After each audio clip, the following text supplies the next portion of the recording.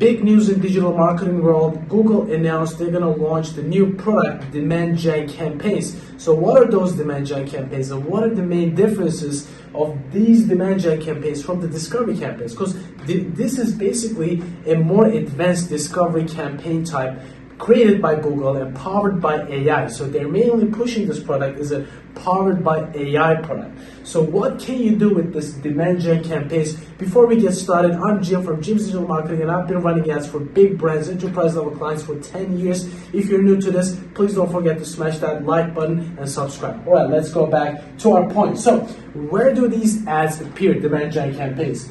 They appear in YouTube, Shorts, Discover, and Gmail. This is nothing new. I mean, with PMax campaigns, we used to do that, right? You might be telling them. What is the main difference, you might be asking? So the main difference is the lookalike audiences. Guys, you might be aware right now, they're fading away, the similar audiences, just like if you're familiar with Facebook lookalike audiences, we had the similar audiences, but now they're fading that away. But now with this demand gen campaigns, we literally have a super similar lookalike structure in this campaign type. We have 2.5%, 5%, and 10%. 2.5 meaning how similar, the smaller the number is, the more similar that audience is going to be to your core audience. Let's say you upload a list of people, your existing customers. If you say 2.5, it is more narrow. They're more similar to your core audience. 5% more balanced, and 10% is the broadest. So you don't have the option to choose from 1 to 10. They give you the option to choose 2.5, 5%, and 10%.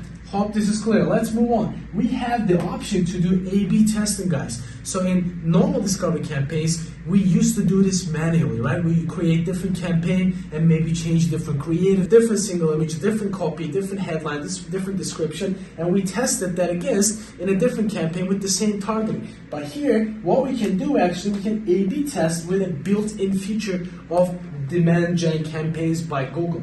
And the next one is the bidding. What is the bidding? We have max clicks, conversion, and conversion value. As we guys all know, in Performance Max, we don't have max clicks as an option. But here, we have that option. And also, in discovery campaigns, we don't have the device targeting. We couldn't adjust to increase the bids on tablets or decrease the bids on mobile devices. We didn't have that option. But here with demand gen campaigns, we have the option to device target. Maybe you know most of your conversions are coming from mobile devices, so you increase the bids on mobile devices and you get a lot of clicks. You're wasting your money on maybe tablets or computers, so you get a minus 100% that bid on computers or tablets. So you become more nuanced in your targeting in a sense. So I'm really excited about this demand gen campaign. Let's see what we're going to have. Is it going to be similar to PMax, or is it going to be better than PMax? I'm so excited, guys. If you like this type of content in digital marketing, don't forget to follow.